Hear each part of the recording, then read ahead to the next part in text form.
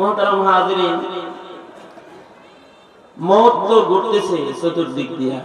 মহামারী সারা দুনিয়াতে অ্যাটাক করেছে, সারা পৃথিবীতে মৃত্যু মিছিল হইতেছে, বিভিন্ন জায়গায় লাশের মিছিল, আমেরিকাতে লাশের মিছিল, বর্তমান রানিং ভারতে লাশের মিছিল, ইউরোপের বিভিন্ন দেশগুলোতে লাশের মিছিল এখনো আছে। প্রতিদিন 24 ঘন্টায় 4000 পর্যন্ত মানুষ মৃত্যুবরণ করতেছে। কোন কোন দেশে 1600, 1700, 1200, 1300 মানুষ প্রতিদিন ইন্তেকাল করতেছে, মরণ ঘটতে আছে।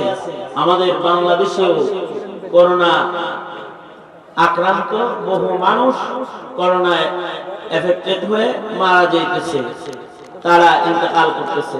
এমন সময় যদি এত লাখ দেখে যদি কারোর হুঁশ না হয়, কবে হুঁশ হবে? এত পরিমাণ মানুষ মৃত্যুর মুখোমুখি হইতেছে। করোনার অপর নাম তো মওত, মৃত্যু। এটা যারে ধরে সে জীবনের আশা ছাড়ে, ঠিক না? বলেন না কেন, ঠিক না? একজনের সাথে আমার কথা হয়েছে, সে বলল, হুজুর মওতের লগে দেখা করে আসছি। মওতের লগে দেখা করছি মানে, দেখা করছে মানে তার করোনা হয়েছিল, শ্বাসকষ্ট, বিভিন্ন কষ্টে, মৃত্যু যন্ত্রণার যে কাছাকাছি কষ্ট, এইটা সে উপলব্ধি করেছে এবং সে নিজের সন্তানদের কাছ থেকে, বিবি বাচ্চার কাছ থেকে শেষ বিদায় নিয়ে নিয়েছে। কেউ তারে দেখতেও যায় না। এই যে অসহায়ত্ব, এই যে এক কঠিন মুহূর্ত তার উপর দিয়ে গেছে, সে যেন মরণ দেখে আসছে। এইরকম অবস্থা তো আমরা প্রতিনিয়ত খবর পাইতেছি। এই তো হালাত, আমাদেরকেও তো চলে যেতে হবে। মরণের কথা যারা স্মরণ করে না তাদের চাইতে বোকা আর নাই, আর মরণের কথা যারা স্মরণ করে তাদের জন্য মৃত্যুর স্মরণই সবচেয়ে বড় ওয়াজ। কাফা বিল মাউতি ওয়াইজান, মৃত্যুর স্মরণটাই একটা মানুষের বড় ওয়াজ। হযরত ওমর ওনার সিলমোহরের ভিতরে এই কথাটা লিখেছিলেন যে মৃত্যুর স্মরণ তোমার যথেষ্ট ওয়াজ, বেশি ওয়াজ শোনা লাগে না, মরণ স্মরণ করো। কারণ আমরা সবাই মরণশীল, কেউ এই পৃথিবীতে স্থায়ী নই, সকলকে মৃত্যুবরণ করতে হবে। কার কখন মরণ হবে এটাও কারোর জানা নাই, নাকি জানছি কেউ? কোথায় কার মরণ হবে, কখন কার মরণ হবে তাও কারোর জানা নাই।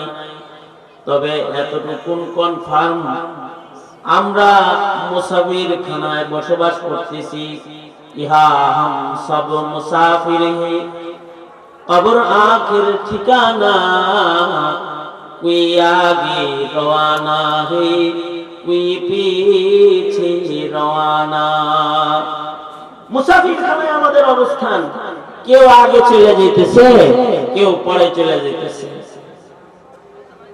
কেউ পিতা বসে আছে কিন্তু তার সন্তান তার সামনে চলে গেছে, কারোর বড় ভাই আছে কিন্তু ছোট ভাই চলে গেছে। অনেক সময় অকালেই একটা মানুষ তাড়াতাড়ি বিদায় নিয়ে চলে যেতেছে। যার যতটুকু হায়াত ক্যাপিটাল আল্লাহ দিছে অতটুকু সময় থাকতেছে, এরপরে যাইতেছে। কার কাছে যাইতেছে? বলেন, কার কাছে যাইতেছে? আল্লাহর দিকে যাইতেছে। কিন্তু এবং মৃত্যুর মাধ্যমে সে হাসরের ময়দানের আসামি হয়ে যাচ্ছে। মরণ হয়ে গেছে, নেকি করার দরজা শেষ, এবার আল্লাহর আদালতে তাকে দাঁড়াইতে হবে। আল্লাহর আদালতে একটা মানুষ দাঁড়াবে। আদালতে কিবরিয়াতে প্রতিটা মানুষের বিচার হবে। বিচার হবে কি হবে না? বলেন, হবে কি হবে না? বিচার মানেন তো? বিচারের উপরে বিশ্বাস, বিচার দিবসের উপরে বিশ্বাস, এটা ঈমান। এই বিশ্বাস যার নাই ও বেঈমান। নাস্তিকদের বিচার দিবসের ঈমান নাই। নাস্তিক যারা, এরা বিচার দিবস মানে না। কিন্তু মুমিন বিচার দিবস যেটা, এটার উপরে বিশ্বাস আছে, কারণ বিচার আমাদের হবে, ঠিক কিনা? বিচার হবে। ঈমান আছে তো, বিশ্বাস আছে তো এর উপরে? কার কার বিশ্বাস আছে? হাত তোলেন তো। মরণ বিশ্বাস করে না কে? নাই। মরণ যেমন সত্য, বিচার হবে ওইটাও সত্য। যিনি মারে তিনিই বিচার করবেন। বিচার কে করবে? আওয়াজ করে বলেন, বিচার কে করবে? আল্লাহ। হাত তোলেন, আবার তোলেন, সোজা করেন। এত তাড়াতাড়ি নামাইতেছেন কি? হ্যাঁ, সোজা করেন, আঙুল খুলেন, এরকম নাড়াচাড়া দেন দেই। জবান খুলেন তো, বলেন আল্লাহু আকবার। এই তাসবিহ বললে নেক হয় না সওয়াব হয়? হাসরে কি নেকের উপকার আছে না নাই? একটা নেকি হইলেও জান্নাতে যাওয়ার জন্য যথেষ্ট হতে পারে, এটাও তো সম্ভাবনা আছে যে এক নেকির কারণে হয়তো জান্নাত, এক নেকির অভাবে জাহান্নাম। একটা তাসবিহর মূল্য আছে না নাই? বলেন আল্লাহু আকবার, বলেন সুবহানাল্লাহ, লা ইলাহা ইল্লাল্লাহ, আল্লাহু আকবার। আস্তে আস্তে না, আস্তে আস্তে আস্তে আস্তে এরকম করে আস্তে আস্তে, কত সুন্দর দেখা যায়। আওয়াজ করে বলেন আল্লাহু আকবার। আল্লাহু আকবার জোরে বলা সুন্নাত, জোরে বলেন আল্লাহু আকবার। আল্লাহু আকবার জোরে বলা কি কারণ? কি আল্লাহু আকবার বললে শয়তান তাড়ায়। আল্লাহু আকবার আওয়াজ যত দূর যায় শয়তান তত দূর থাকতে পারে না। এই কারণে আযানে আল্লাহু আকবার জোরে বলে না আস্তে বলে? মুখ দিয়া বলে না মাইক দিয়া বলে? কথা বল না কেন? মুখ দিয়া বলে না মাইক দিয়া বলে? আস্তে আস্তে বলে না জোরে বলে? যত জোরে আল্লাহু আকবারের ধ্বনি যায় তত দূর ইবলিস শয়তান এরিয়া ছেড়া পালায় যায়। এই কারণে আল্লাহু আকবার জোরে বলা সুন্নাত। আল্লাহু আকবার জোরে বলা কি? জোরে আল্লাহু আকবার বললে শয়তানের ভাল লাগে না। মানুষের ভিতরে যেগুলো শয়তান ওগুলো ভাল লাগে না। ওরা কয় দেখছো মৌলবীরা উত্তেজিত হইছে। খোদার কসম আল্লাহু আকবার বলে আমরা উত্তেজিত হই নাই, আমরা আসলে ইবলিস তাড়াইছি।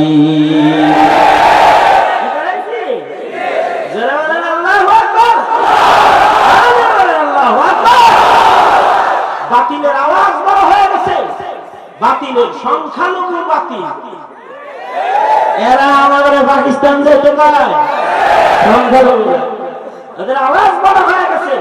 এখন ওদের খেলাফ মুমিনের আওয়াজ বড় দরকার নাকি ছোট দরকার? চিল্লায়া বলেন আল্লাহু আকবার, আল্লাহু আকবার। আল্লাহর নামের আওয়াজকে বুলন্দ করুন। এই যে আল্লাহু আকবার বললাম, কি হইছে? গুনাহ হইছে? কি হইছে? সওয়াব হইছে। সব মুমিনের লাগে কি লাগে না? সব যারা বেশি কামাই করে তাদের আল্লাহর রাসূল বলছে চালাক। আর হায়াতে যার সবের ইনকাম নাই তাকে আল্লাহর রাসূল বলেছেন বোকা। টাকা কামাই আছে কিন্তু নেকি কামাই নাই, বোকা। পয়সা কামায় কিন্তু নেক কামায় না, সে কি? আরো আস্তে আরেকটু আস্তে। টাকা কামাই করে কিন্তু নেকি কামাই করে না, বিকু। আর যে নেক কামাই করে তার যদি মাল কম হয় সে কি? চালাক। সে কি? সরকার বলেন আল কাইসু মান দানা নাফসাহু ওয়া আমিলা লিমা বাদাল মাউত। আল্লাহর রাসূল বলেন চালাক চতুর হলো সে যে মরার পরে যা তার কাম হবে ওইগুলা বেশি কামাই করে। যেই কামগুলা তার মৃত্যুর পরে উপকার দিবে ও কাজগুলা বেশি যে করে তাকে রাসূল বলেছেন চালাক। এবার আমার প্রশ্নের উত্তর দিলে মাসআলাগুলো আরো স্পষ্ট হবে। বলুন তো, ওয়াজ শুনতেছেন, এতে কি দুনিয়ার লাভ না কবরের লাভ? আখিরাতের লাভ না দুনিয়ার লাভ? মৌলবীরা সুবহানাল্লাহ আলহামদুলিল্লাহ বলাইছে আখিরাতের লাভ না দুনিয়ার লাভ? যে আল্লাহর কোরআনের তিলাওয়াতের আওয়াজ শুনেছেন, দুনিয়ার লাভ না আখিরাতের লাভ? হায়াতে মূল্যবান সময় যে ওয়াজ মাহফিলে বসে রয়েছেন, চতুর্দিকে রহমতের ফেরেশতারা ঘেরাও করে দাঁড়ায় রয়েছে। এই যে টাইমটা ফেরেশতাদের পাহারায়, ফেরেশতাদের বাউন্ডারির ভেতরে কাটতেছে, চতুর্দিকে রহমতের ফেরেশতারা আছে, জান্নাতের বাগানে বসে রয়েছে, সাকিনা নাজিল হইতেছে। রহমত বর্ষণ হইতেছে, বৃষ্টি পড়তেছে রহমতের। এতে কি বান্দার এই যে সময়টা যেটা কাটতেছে এটা কি দুনিয়ার লাভ না আখিরাতের লাভ? সুম্মা লা তুসআলুনা ইয়াওমাইযিন আনিন নাঈম আয়াত পড়েছি আমি সূরা তাকাসুরের সর্বশেষ অংশ। ময়দানে মাহশারে বনি আদমের কোন সন্তানকে দুনিয়ার মাটিতে যা যা ভোগ করছে নিয়ামত, এগুলোর হিসাব না দিয়ে এক কদম লড়তে দেওয়া হবে, এক কদম লড়তে দেওয়া হবে। সব হিসাব দিয়ে তারপরে পারবো।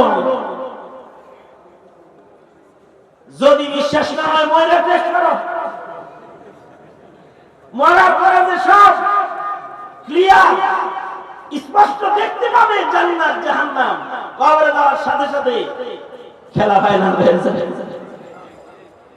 এবং সব সুস্পষ্ট হয়ে যাবে, গোপন কিছু থাকবে না। তার চেয়ে বড় কথা হলো হাসরের মাঠ, ওখানে আল্লাহ পাকের যা যা নিয়ামত ভোগ করছ এইগুলোর একটার হিসাব না দিয়া এক কদম লড়তে হবে।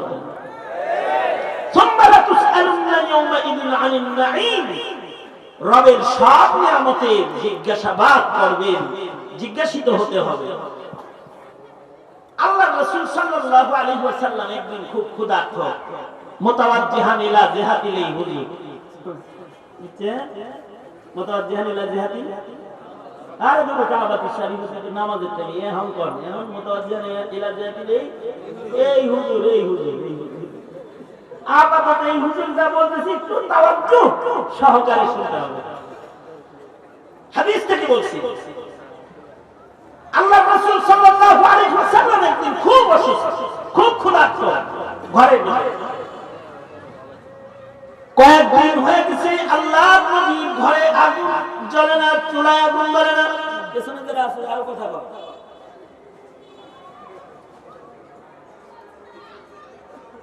আল্লাহ রাসূল ক্ষুধার যন্ত্রণায় কয়েকদিন কাতর অবস্থায় আছেন, ক্ষুধার যন্ত্রণা, খাবার নাই।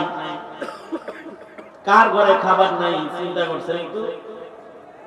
রাহমাতুল লিল আলামিন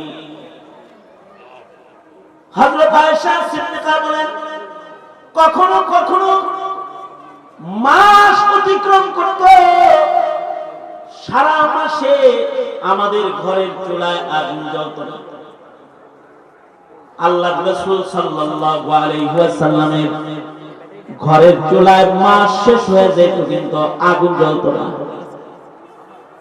কখনো যদি বাহির থেকে এক দুইটা খেজুর বাড়িতে আসতো হাদিয়া, হযরত আয়েশা বলেন ওই খেজুরটাকে অর্ধেক ভাগ করে কিছু আমি খাইতাম, কিছু আল্লাহর নবী খাইতেন। কিন্তু এমন মাস অতিক্রম করত কখনো কখনো যে পুরা মাসের ভেতরে ঘরে চুলায় আগুন জ্বলে নাই। রাহমাতুল লিল আলামিন এই নবী যদি চাইতেন উহুদ পাহাড় স্বর্গ বানাইতে পারতেন, যদি চাইতেন। যদি দুনিয়া মাকসাদ হতো তাহলে আল্লাহর রাসূল বলতেন যদি যে এ উহুদ পাহাড় আল্লাহ আপনি স্বর্গ বানায় দেন, বেঁচে খাবো। আল্লাহ তাআলা উহুদ পাহাড় স্বর্গ বানায় দিতেন। কারণ আমার নবীর কত দাম। আমার নবী মুখ দিয়া কিছু বাইর করলে ওইটাই আল্লাহ তাআলা শরীয়ত বানান। কারণ আমার নবী তো নিজের থেকে কিছু বলেনি। তবে কখনো কখনো আল্লাহর রাসূলের কথায় আল্লাহ তাআলা নিজের নিয়মকেও পরিবর্তন করেন। যেমন ঘটনা শুনেন দুইটা, মানে নবী আলাইহিস সালাতু ওয়াস সালামের কথার পাওয়ার যে কত, আল্লাহর রাসূলের কথার পাওয়ার এত।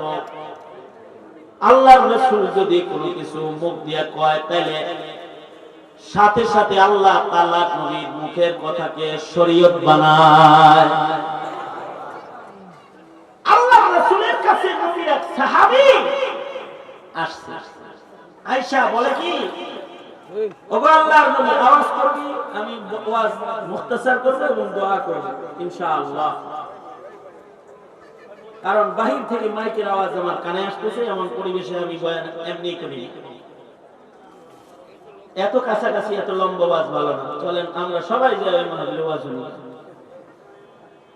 তারপরেও যেহেতু বলতেছি বলি কিছু কথা, বসে যেহেতু গেছি, কিন্তু স্টেজে ডানে বামে একটু নিরিবিলি কথা শোনো। যে দশা আমার সিদ্ধান্ত নিবা তো কিছু, যদি সিদ্ধান্ত না নাও ইমান নিয়ে দাঁড়ায় থাকতে পারবে না, দাঁড়ায় থাকতে পারবে না। এজন্য কিছু কথা তো শোনো। যুব সমাজ আসছো, আমি খুশি হয়েছি। আমি তো মাঝে মাঝে পেরেশান হয়ে যায়, সব মুরব্বীরা বইলা যেতে গেছে, কি হইব আমাদের, আমাদের নসিবে কি আছে, পেরেশান হয়ে যায়। আল্লামা নূর হোসেন কাসিমি রহমাতুল্লাহ আলাইহি চলে গেলেন, আহমদ শফি রহমাতুল্লাহ আলাইহি চলে গেলেন, বড় বড় ওলি বুজুর্গরা সব সিরিয়াল হয়ে গেছে। মুহাদ্দিস সাহেব হুজুর হবিগঞ্জি, মুহাদ্দিস সাহেব হুজুর কুমিল্লা, শেখুল হাদিস আশরাফ আলী রহমাতুল্লাহ আলাইহি, আথার আলী রহমাতুল্লাহ আলাইহি, সাহেবজাদা আনোয়ার শাহ রহমাতুল্লাহ আলাইহি, জুবাইর আহমদ আনসারী রহমাতুল্লাহ আলাইহি, ইমাম বানী হযরত রহমাতুল্লাহ আলাইহি, হোসেন আহমদ খলিফা মাদানী চিটাগাং রহমাতুল্লাহ আলাইহি, জিরির হযরত রহমাতুল্লাহ আলাইহি, এই রকম এক ঝাঁক ওলি বুজুর্গ, বরুণার পীর সাহেব রহমাতুল্লাহ আলাইহি চলে গেছে। সব কাছেটা লাইন দিবেন, একের পর এক সব বিদায় নিয়ে চলে যাইতেছে মুরব্বীরা। জাগর দোয়া কবুল হইতো। আমরা গুনাহ করতাম, আমরা তাহাজ্জুদে সিজদা দিয়ে আল্লাহরে বলতাম, আল্লাহ গজব দিস কথা বলতো। ওই মানুষগুলা কাতার ধরে ধরে সব আল্লাহর জান্নাতে যায় বসে আছে। এইগুলা যখন চিন্তা করি পেরেশান হয়ে যায়। আগে তো জরি বাতাস আসলেই বড় বড় গাছগুলার উপরে লাগতো, তারা দোয়া করতো আমরা রেহাই পেতাম। কিন্তু তারা গেল না, এখন ঝড় আসলে ফিরাই যেতে, কিন্তু সব ছোট ছোট গাছ, মুরব্বীরা তো সব যাইতেছে চলে। কিন্তু তারপরেও এই যে রাত বাজে মধ্যরাত্রি 11:30, এই কাতার কাতার দাঁড়ানো দাঁড়ানো বসা অবস্থায় এই যুব সমাজ আপনাদেরকে যখন মাহফিলে দেখতে দেয়, তখন আমার আশার সঞ্চার হয় যে আমাদের বাপ-দাদারা আপনাদেরকে যে ইমানি চাষাবাদ করে গেছে, চাষাবাদের মূল্য আছে, এখানেই আপনারা মাহফিলের কদরদানি করেন, যে সব কাজ ফেলে দিনে কাজে এসে সময় কাটান। এইগুলা যখন দেখি তখন শক্তি পাই, সাহস হয় না এই জমিনে ইসলামের পতাকা একদিন উড্ডীন হবেই, নাস্তিক মুরতাদের রাজ তছনছ হবেই একদিন। এই ইমানদার জীবিত থাকতে এদেশে নাস্তিকের স্বপ্ন বাস্তবায়ন হবে না, হবে না। আশার সঞ্চার আল্লাহ তাআলা আমাদেরকে রেহাই করেন, আল্লাহ তাআলা আমাদেরকে রহম করেন। কয়েকটা কথা আপনাদের কানে পৌঁছে দিতে বসছি। আল্লাহর রাসূলের মুখের কথা কত কবুল হইতো, আর সেই নবী না খেয়ে থাকে মাসের পর মাস চুলায় আগুন ধরে। হাবিব কিবরিয়া মুহাম্মদুর রাসূলুল্লাহ সাল্লাল্লাহু আলাইহি ওয়াসাল্লাম, ওনার কাছে এক সাহাবী আসছে, আয়েশা বলে, ওগো সরওয়ারে তো আলম, ওগো সরকার,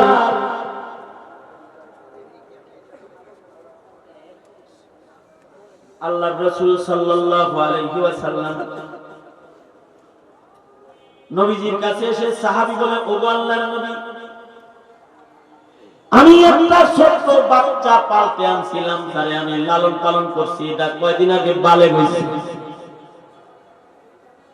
বাচ্চা যখন বালেগ হয়, সন্তান যখন বালেগ হয়, তখন তার উপরে ফরজ বিধান বর্তায়।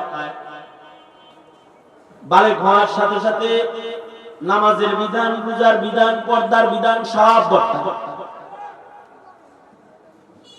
সাহাবী বলে, ও আল্লাহর নবী, একটা সন্তান পালক আনছি, পালতেছি, এই ছেলেটারে এই যে ছোটবেলা থেকে পালছি, এটা বালে গেছে, কিন্তু আমার এই ছেলেটা বাপ মার জন্য খুব মায়া, যদিও পালক সন্তান নিজের মায়া এত বেশি আমার ওই সন্তানের জন্য যে আমিও তার জন্য পাগল, আমার বিবিও তার জন্য পাগল। সন্তানটারে না দেখলে আমার বিবি অস্থির হয়ে যায়, সন্তানটা আমার বিবিরে না দেখলে অস্থির হয়ে যায়। কিন্তু আল্লাহর নবী পর্দার বিধান মায়া বসছে, মায় সন্তানের মায়ায় সন্তানের কাছে যায়, সন্তান মায়ের মায়ায় সন্তান মায়ের সামনে চলে যায়। এই যে পর্দার বিধান লঙ্ঘন হয়, এটা তো আমার ভাল লাগে না আল্লাহর নবী।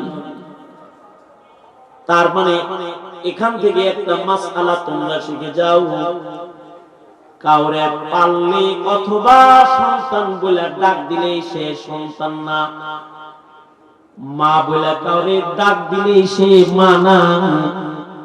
শরীয়তে ইসলামী মা বাবার একটা বিধান আছে,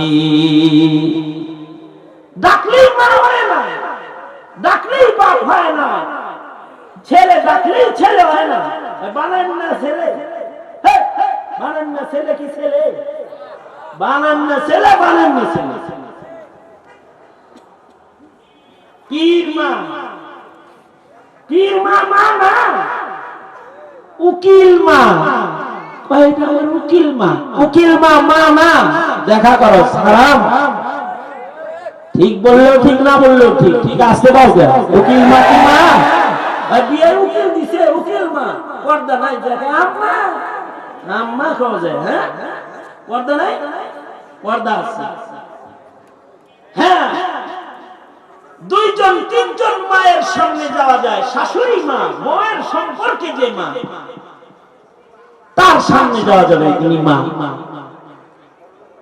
আর দুইটা বিশেষ মা, একটা হলো যে মায়ের পেটে আমরা ছিলাম, যে মা আমাদেরকে জন্ম দিয়েছে সেই মা। আর আরেকটা মা হলো যে মায়ের দুধ খাওয়ায়, দুধ মা। শরীয়তে ইসলামে দুধ মায়েরও সম্মান, দুধ মায়েরও বিধান আছে। কোন সন্তান যদি কোন মহিলার দুধ পান করে, তাহলে ওটা দুধ মা হয়ে যায়। দুধ মায়ের সাথে সন্তানের পর্দা নাই, এমনকি দুধ বোনের সাথেও সন্তানের পর্দা নাই।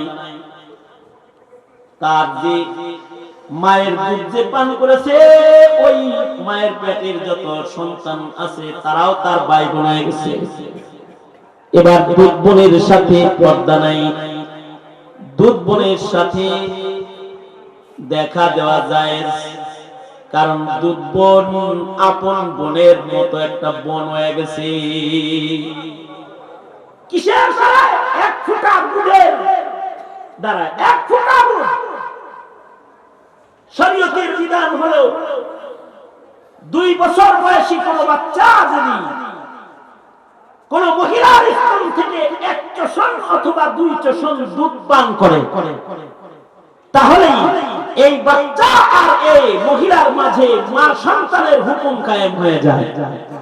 কারণ এই 1 ফোঁটা দুধ তার দেহে মায়ের দুধের দ্বারা অংশ,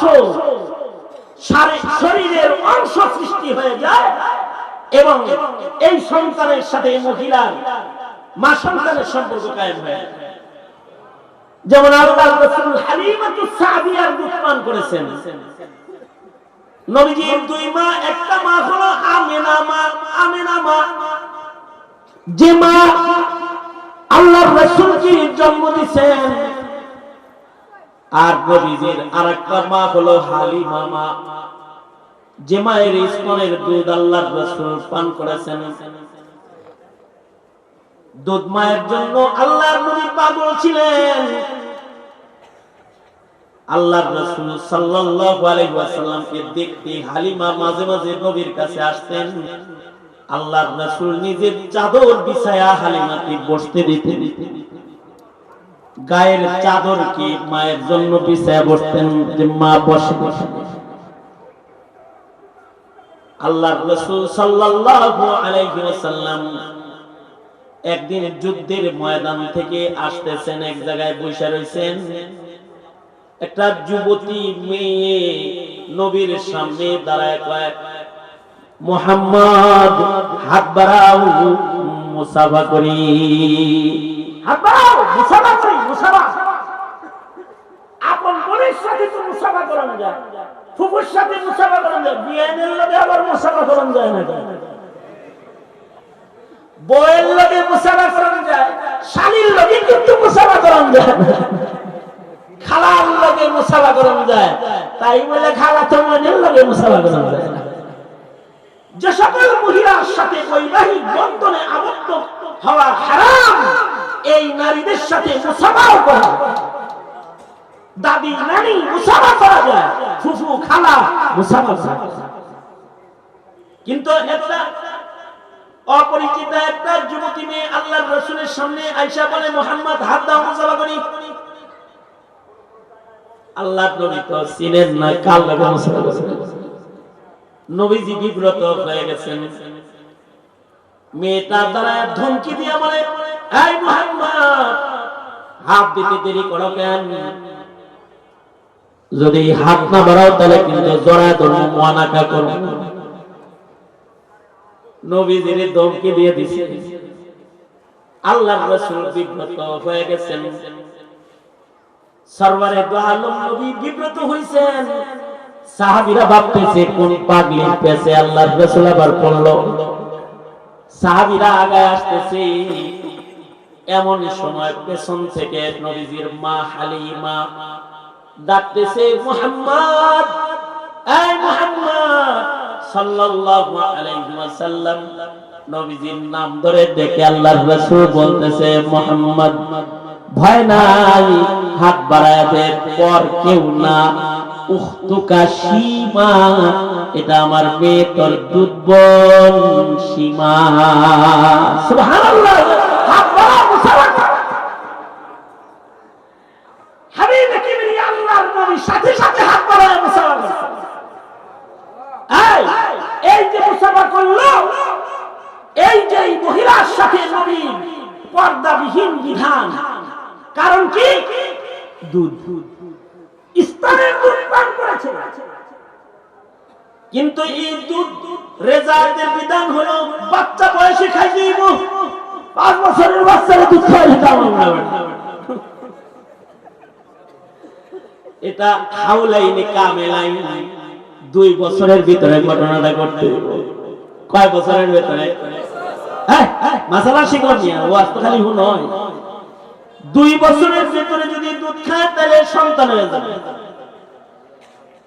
কিন্তু আল্লাহর রাসূল সাল্লাল্লাহু আলাইহি ওয়াসাল্লামের কাছে সাহাবী এসে বলে, ও সরকার, বাচ্চা একটা পালছি, 14 বছর বয়স হয়ে গেছে, বালে হয়ে গেছে।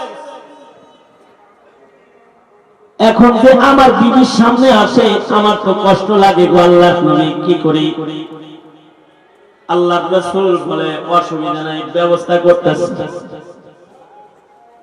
তুমি তোমার বিবির স্তন থেকে একটু দুধ দহন করে কাপে করে তোমার এই পালক সন্তানকে খাওয়ায়া দাও। আল্লাহকে বলে দিব রেজাই সন্তান হিসেবে যেন কবুল করে লয়। আল্লাহু আকবার বলেন। বয়স কিন্তু 13-14 বছর, কিন্তু তাকেও কাপে করে দুধ খাওয়ায়া দিছি। আল্লাহর রাসূলের বিশেষ সুপারিশে 14 বছরের সন্তানকেও আল্লাহ তাআলা দুধ সন্তান হিসেবে কবুল করে নিয়েছে। নবী আলাইহিস সালাতু ওয়াস সালামের এটা পার্সোনাল পাওয়ার, এমন কামাল আল্লাহর রাসূলকে আল্লাহ দান করেছেন যে আল্লাহর রাসূল কিছু বললে ওইটা শরীয়ত হয়ে যায়। যার মুখে এত পাওয়ার, তার মুখে খিদার কষ্ট করা লাগে। তিনি যদি বলতেন ওহদ পাহাড় সোনা হয়ে যায়, স্বর্ণ হয়ে যেত। এক সাহাবী কুরবানির ঈদের নামাজ পড়তে মাঠে এসে, কুরবানির ঈদের নামাজ পড়তে এসে সাহাবী আইসেই বলে কি, কয় নবী কুরবানি দিয়েছি। তা আল্লাহর রাসূল বললেন নামাজ পড়লাম না এখনো তুমি কি আর কুরবানি দিলা? আগে নামাজ পরে কুরবানি, তুমি কুরবানি দিলা কেমনে? মানে কয় না এটা সকালবেলায় দিয়েছি। আল্লাহর রাসূল বলেন নামাজের আগে কুরবানি করলে কুরবানি হয় না, আগে নামাজ পড়বা তারপরে কুরবানি করবা। তাইলে আমি যে কুরবানি দিয়ে গোশত বাইটা বাইটা গরিবরে দিয়েছি, তাহলে আল্লাহর নবী এটা আমার কি হইলো? এটা কি কুরবানি হলো না? আল্লাহর রাসূল বলেন না এটা কুরবানি হয় না, এটা গোশত খাওয়ানি হলো।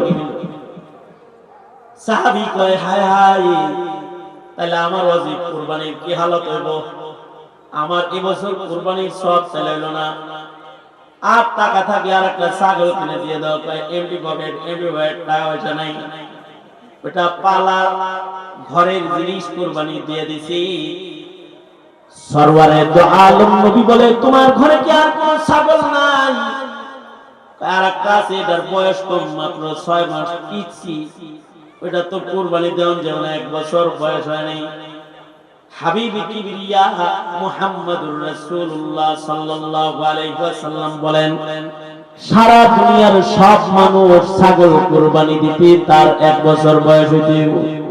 এটা বড় হন লাগবে যেন 1 বছরের মতন বোঝা যায়, কিন্তু তোর জন্য আলাদা পার্সোনাল আল্লাহর কাছ থেকে আমি কবুল করায় দিলাম। ওই ছোট দাঁড়ি ধইরা নামাজ পড়া যায় শরীরা বসায় দিবি, আল্লাহরে বলে দিব তোরটা যেন পার্সোনাল কবুল করে লয়। আল্লাহু আকবার। আল্লাহর রাসূল সাল্লাল্লাহু আলাইহি ওয়াসাল্লাম আল্লাহরে বলে দিয়েছে, এবার এই 6 মাসের বাচ্চাটারে কুরবানি দিয়ে দিয়েছে, কুরবানি হয়ে গেছে। মুহাম্মদুর রাসূলুল্লাহ সাল্লাল্লাহু আলাইহি ওয়াসাল্লামের উম্মত তোরা, এই শানওয়ালা নবী, এই নবী এই রকম শান যে মুখে কিছু বললে সেটা পুরা করার জিম্মা কে লয়? আওয়াজ করে বলো আল্লাহ তাআলা জিম্মাদারি নেন। সেই নবী মাসের পর মাস না খাওয়া,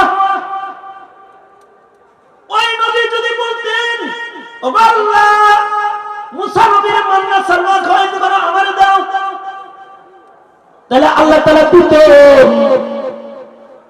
কিন্তু আল্লাহর রাসূল সাল্লাল্লাহু আলাইহি ওয়াসাল্লাম কিয়ামত পর্যন্ত দরিদ্র উম্মতকে সবর শিক্ষা দিতেছেন। খোদার যন্ত্রণা পেটে নিয়ে আল্লাহর রাসূল ঘরে আছেন। হাদিস শরীফে আছে আল্লাহর রাসূল খিদার জ্বালা আর সহ্য করতে পারতেছেন না। আল্লাহর রাসূল ঘর থেকে দৌড়ে বাইরে বের হয়ে গেছেন। বাইরে বের হয়ে চিন্তা করতেছেন কই গেলে একটু খানা পাবো। হাদিসে আছে আল্লাহর রাসূল এক আনসারী সাহাবী খেজুরের বাগানে প্রবেশ করেছে। সাহাবী তো রাসূল পায়া যেন চাপ খাইছে, খেজুর গাছের ছায়ার নিচে বিছানা করে আল্লাহর নবীকে বসাইছে। তাড়াতাড়ি দৌড়ায়া খেজুর গাছ থেকে খেজুর আইনা দস্তর লাগায়া আল্লাহর নবীর সামনে খেজুরগুলোকে পেশ করেছে। আল্লাহর রাসূল সাল্লাল্লাহু আলাইহি ওয়াসাল্লাম খেজুরগুলো ক্ষুধার যন্ত্রণা তো অনেক, খেজুরগুলো নিজে খাচ্ছেন, নবীদের সাথে সাথে আরো যারা বাগানে ঢুকছে তাদেরকে আল্লাহর রাসূল খাওয়াইতেছেন। সরওয়ারে দো আলম নবী খেজুর খাওয়ার পরে যে ক্ষুধার যন্ত্রণা মিটে গেছে, আল্লাহর রাসূল বলে এই সাহাবীরা এই যে খেজুর খাইলাম প্রত্যেকটা খেজুরের দানার হিসাব আল্লাহর কাছে দিতে হবে। এই যে খেজুর গাছের ছায়া আল্লাহর নিয়ামত ব্যবহার করে বসে রইছি, মনে করো না এই ছায়ার কোনো হিসাব নাই। আল্লাহ তাআলা আদালতে কিবরিয়াতে এই যে ছায়ার নিয়ামত ব্যবহার করেছি আল্লাহ পাকের, এইটারও হিসাব আল্লাহর আদালতে আল্লাহ নিবেন। ছায়ায় বৈশা কি জিকির করছো নাকি আকাম করছো, হিসাব না দিয়া এক কদম সামনে যাওয়া যাবে না। এরপরে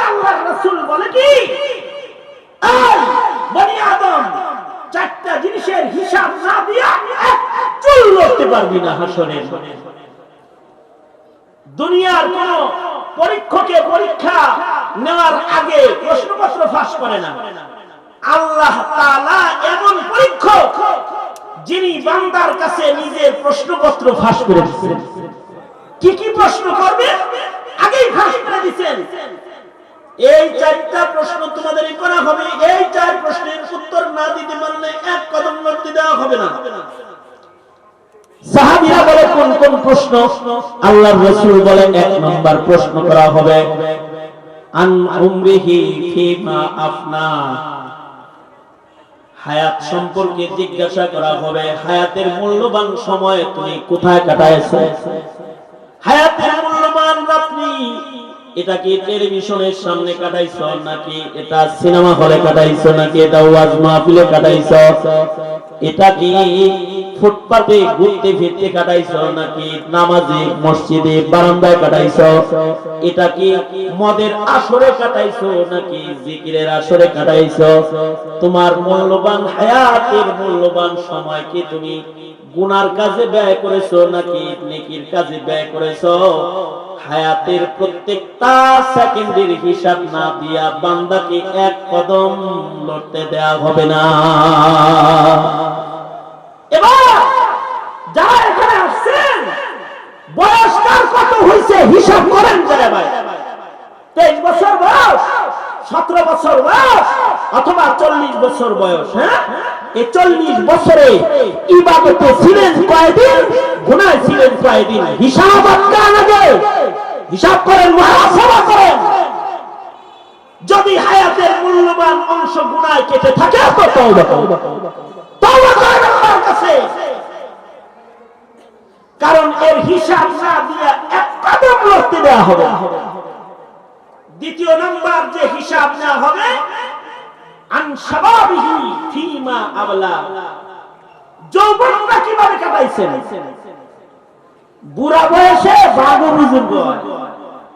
বুড়া হয়ে গেলে বাঘ কয় আমি হাড্ডি খাই না, কারণ দাঁত নেই তো। বাঘ যখন সিংহ যখন বুড়া হয়ে যায় ও আর শিয়াল ধরতে যায় না, পায়ে জোর নাই তো, তোরাই না খাওয়াইছ আমি মারামারি করে খাই না। তো ছোট ছোট সিংহরা নিজেরা শিকার করে মুরব্বী সিংহরে এনে খাওয়ায় যে উস্তাদজি খান, আপনি তো বুজুর্গ হয়ে গেছেন। এই বুড়া বয়সে বাঘেও বুজুর্গ হয়, বুড়া বয়সে সিংহ বুজুর্গ হয়। দাঁত দুধ পড়ছে, চুলদারি পাকছে, হাড্ডি হুড্ডি গেছে, লাঠি ছাড়া দাঁড়াইতে পারো না, এখন গেছে মসজিদে। কিন্তু জওয়ানিতে কেউ যদি মসজিদে যাও তাহলে এই জওয়ানির মসজিদের ইবাদতের বন্দিগির বড় পাওয়া। দর জওয়ানি তওবা কর দরুন শিওয়ায়ে পয়গম্বরি, জওয়ানিতে তওবা করা এটা নবীদের নিয়ম। যুব সমাজ যারা এখানে আসছে, আপনার এই যৌবন কোন নেতার গিফট নয়, আপনার যৌবন কোন দলের দেয়ার সম্পদ নয়। আওয়াজ করে দোয়ার পূর্ব মুহূর্তে চিরসত্য কথাটা স্বীকার করে বলুন, যৌবন কার দান? আরো জোরে আওয়াজ করে বলেন, যৌবন কার দান? যৌবনের এই মহা নিয়ামতের হিসাব না দিয়া এক কদম আল্লাহর সামনে লড়াচড়া করা যাবে না। যৌবনটা বান্দা কেমনি কাটাইছে, এটা কি ধর্মের কাজে কাটাইছে নাকি ধর্মের বিরোধিতায় কাটাইছে? এটা কি আল্লাহর জন্য কাটাইছে নাকি শয়তানের সহযোগিতা হয়ে গেছে? এটা কি বন্দিগিতে কাটছে নাকি আকাম কুকামে কাটছে? ময়দানে মাহশরে যৌবনের হিসাব নেওয়া হবে। তবে কেউ যদি যৌবনে তওবা করে আর যদি যৌবনে আবেদ হয়ে যায়, হাসরের মাঠে যুবক বয়সের আবেদগুলোকে আল্লাহ আরশের ছায়া দান করবে। সুবহানাল্লাহ বলে। সুতরাং আপনারা যারা যুব সমাজ ওয়াজ শোনেন, নামাজ পড়েন, জিকির করেন, ইসলামের জন্য যৌবন কুরবানি দেওয়ার চাহিদা সংরক্ষণ করেন। সব যুবকের যৌবনকে দিনের জন্য কুরবানি দেওয়ার চাহিদা নাই, দলের জন্য কুরবানি দেওয়ার যুবক অনেক আছে, দিনের জন্য কুরবানি দেওয়ার যুবক কম আছে। দিনের জন্য যৌবন কুরবানি, কারণ যৌবন আল্লাহর দান। किसी खाकी पे मत कर खाके अपने जिंदगानी को, जवानी कर फिदा उस पर कि जिसने दी जवानी को, जवानी कर फिदा उस पर कि जिसने दी जवानी को। আজকে এমন একটা সমাজ দুনিয়াতে এখন চলছে, বাংলাদেশে সারা দুনিয়াতে ইসলাম ও মুসলমানদের এমন একটা বিপর্যস্ত হালত চলছে। এই সময়ে যুব শক্তির যৌবন আল্লাহর জন্য খরচ করার দরকার পড়ে গেছে। চতুর্দিকে ইসলামের দুশমন, ইসলামের দুশমনরা নাড়াচাড়া দিয়ে উঠেছে। হাত্তাকে বাংলাদেশে ইসলামকে মিটিয়ে দেওয়ার চক্রান্ত করা হচ্ছে, চক্রান্ত করা হচ্ছে। সুতরাং সজ্জার হও যুব সমাজ। 17 কোটি মুসলমানের মাটিতে যদি নবীর ইজ্জতের হিফাজত না হয়, যদি নাস্তিক মুরতাদরা রমরমা জীবন কাটায়, তাহলে এই মুসলমানই লালন করে আল্লাহর কাছে কি হিসাব দিবা? কি হিসাব দিবা আল্লাহর কাছে? আজকে দিনের কথায় বাধা এসে গেছে, মাহফিলে বাধা। আলেমরা লিস্টে খেয়ে গেছে যে এই এই আলেমরা কথা বলতে পারবে না, থানায় লিস্টে চলে গেছে। মুসলমান দেশের যুবশক্তি সরকারকে বলো, আলেমদের লিস্টি করা লাগে, নাস্তিকদের লিস্টি করা দেশে। কারণ এই দেশ মুসলমানের দেশ, এই দেশে ইসলামের কথা চলবে, দিনের আওয়াজ তো হবে, আল্লাহর নামের স্লোগান তো হবে, নাস্তিক কাদিয়ানি প্রধানদের বিরুদ্ধে তো আওয়াজ করবে। নারায়ে তাকবীর, নারায়ে তাকবীর, ইসলামের শত্রুরা হুঁশিয়ার সাবধান, হুঁশিয়ার সাবধান। আমার যুবক ভাইরা, আপনাদের কি বলবো, যৌবন কার দান? যৌবনের হিসাব না দিয়ে এক কদম সামনে বাড়া যাবে। যৌবন একটা নিয়ামত, নিয়ামত এটা চলে গেলে আর ফেরত আসে না। যারা বুড়া হয়ে গেছে, ওষুধ পরীক্ষায় যুবক হওয়া যায় না। যৌবন আল্লাহ যদি নিয়ে যায় তাহলে এটা হারায় যায়। এই হারানো ধন আর কখনো ফেরত আসে না। সঙ্গত কারণে যৌবনের এই নিয়ামত যারা আপনারা যুব শক্তি যারা পেয়েছেন, কত মানুষ যুবক হওয়ার আগে মরে যায়। কয়দিন আগে আমার কাছে এক লোক এসে বলতেছে, উস্তাদ জি, আমার 2 ছেলে খেলতে যায় এমন অবস্থায় মারামারি করছে, আমার ছেলে আমার ছেলেরে মেরে ফেলেছে। আবার আমার ওই ছেলেটা নিজে আমার এক সন্তানকে মাইরা চিন্তায় পড়ে গেছে। নিজের হাতে আমি আমার নিজের বাইরে মানলাম, মা আব্বার কেমনে দেখাম। আমার ওই ছেলে আবার নিজে সুইসাইড করে মরে গেছে। মারামারি করতে যায় এমন জায়গায় ভাই ভাইকে আঘাত করেছে যে ভাই মরে গেছে। মা বাপের চেহারা কেমনি দেখাইবো, এই দুঃখে ফাঁস লয়া দড়ি দিয়া ভাই মরে গেছে। হুজুর, 2টা সন্তান কোলে লইয়া একসাথে কবরে নামাইছি। এই কথা বলে চোখের পানি ফেলে লোকটা কেঁদে দিয়েছে।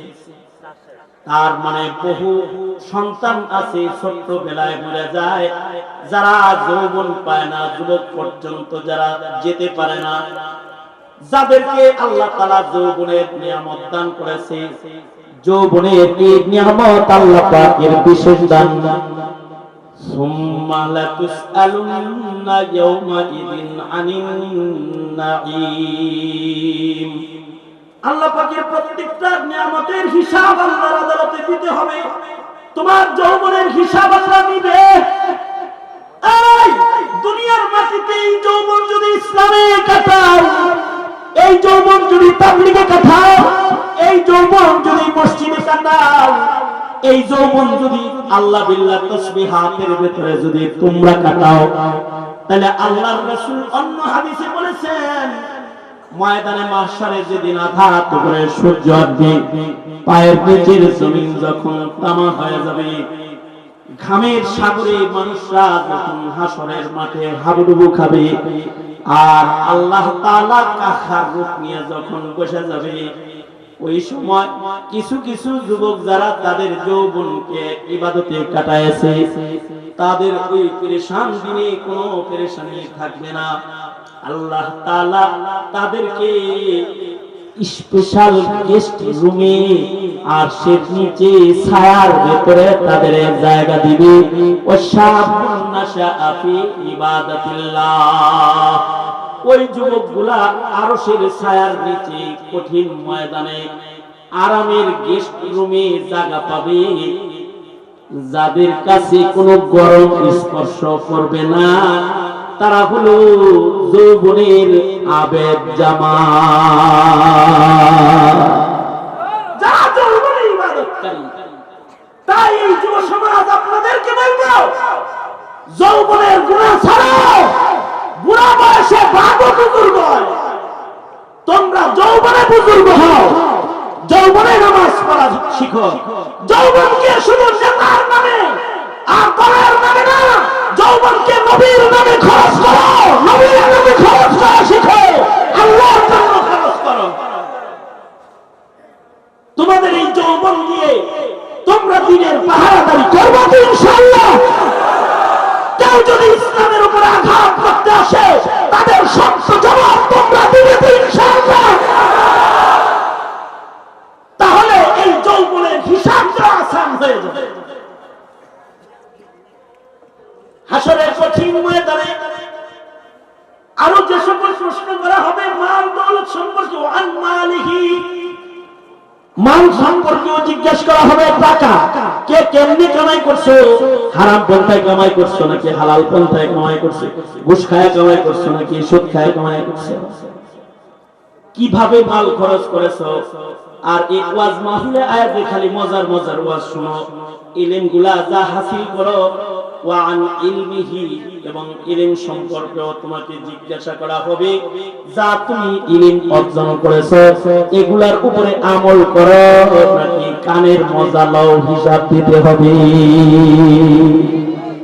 ওয়াজ শুই না মজা পাও, এই কৌতুকের ওয়াজ না, কৌতুকের ওয়াজ না, আমলের ওয়াজ। যা ইলম হাসিল করো এগুলো আমল করবা। পারবা তো ইনশাআল্লাহ? কারা কারা পারবা? আপনারা ওয়াদা করো আল্লাহর কাছে, আল্লাহ তুমি কবুল করো। আমিন। এই দেশে যদি ইসলাম রক্ষার কোন কোরআন কেরাম দেয়, এই দেশে যদি নাস্তিক মুরতাদের বিচারের কোন দাবি আসে, এই দেশে যদি কাদিয়ানীদেরকে অমুসলিম ঘোষণার কোন দায়িত্ব এসে যাও, এই দাওয়াত বাস্তবায়নে তবে যৌবনের শক্তি ব্যবহার করবি তো ইনশাআল্লাহ। আল্লাহ সবাইকে কবুল আর মঞ্জুর করেন।